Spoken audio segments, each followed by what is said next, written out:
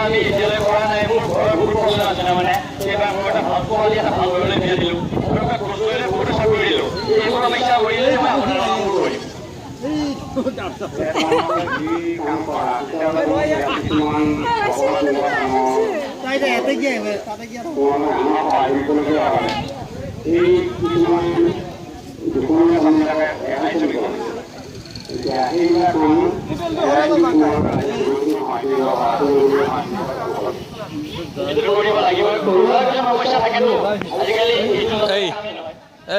তাক চাই দিব দিয়ে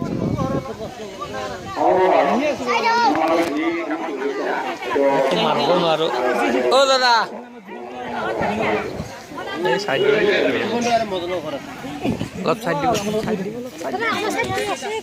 আছে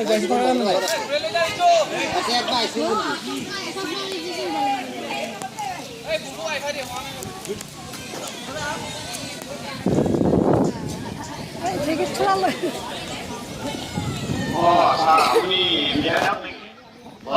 বড় বসে বিয়া ধুবুরি ধুবুরি আপনার মাংস জানিব পাৰিলে ভাল আছিল কোনটো কাম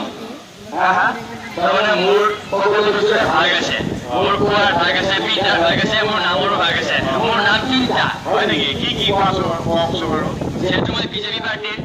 এটা মোৰ নাম হ'ল বিজেপি আৰু এটা হ'ল কলি শংকৰদেৱ আৰু এটা হ'ল ভোজৰশাহী আপুনি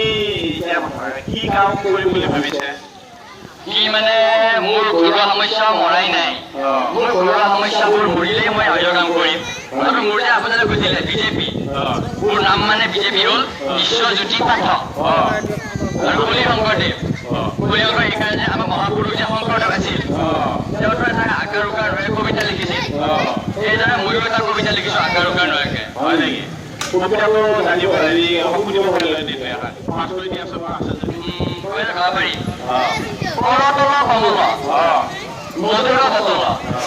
লগত গলচ কলয়া অলপ অলপ লগত মতৰ চবয়া বতৰ বতৰ গমন ধলন গলন কলয়া ৰমবচন আৰু কোৱা পাতি পিছত পৰাটো আমি কি ৰামায়ণখন লগ কৰাৰ দৰকাৰে নাই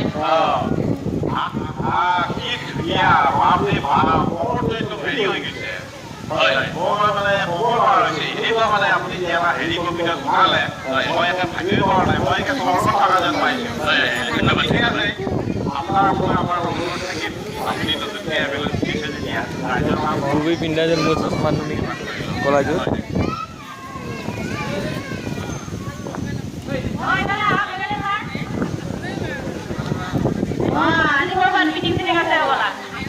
মিটিং মানে বহুতে কৰিছে মোৰতো টাইমে নাই প্ৰব্লেমটো এইটোৱে কৰি আছোঁ বাৰু মৰাই নাই এজনী ছোৱালী বিয়া দিব আছে এতিয়া মই ৰাইজৰ কাম কৰিব পাৰিম তথাপি অলপ টাইম দিছোঁ আৰু নহ'লেওতো ৰাইজে যিহেতু জিকায় তেতিয়া আপুনিতো আৰু ৰাজহুৱা কাম কৰিব লাগিব সেইকাৰণে অলপ কিবা কিবি কৰি দিয়াৰ ফালে কৰি লওঁ ইলেকশ্যনটো হোৱাৰ পিছত আৰু কিমান আহিম মই যিহেতু মানে আপোনাৰ ধুনীয়া থাকিছে গতিকে আমাৰ আমি আৰু আমাৰ গাঁওখন একেবাৰে নিৰামিষ কৰা গতিকে আমাৰ মন্ত্ৰীটোৰ কাৰণে এইটো চাকৰি লৈছোঁ সেইটো চাকৰি লৈছে 2 লাখ টকা ঘোষ লগত বাকী 2 লাখ টকা দৰমহা এই 6 লাখ টকা আহিলে মই আৰু চিন্তা কৰিম কিবা এটা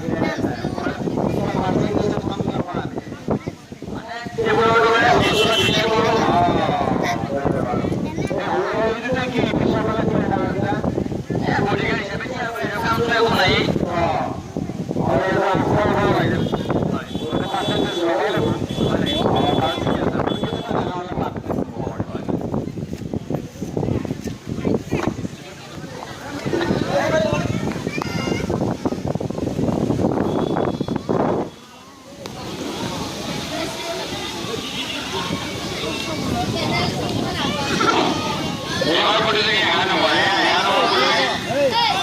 Welcome.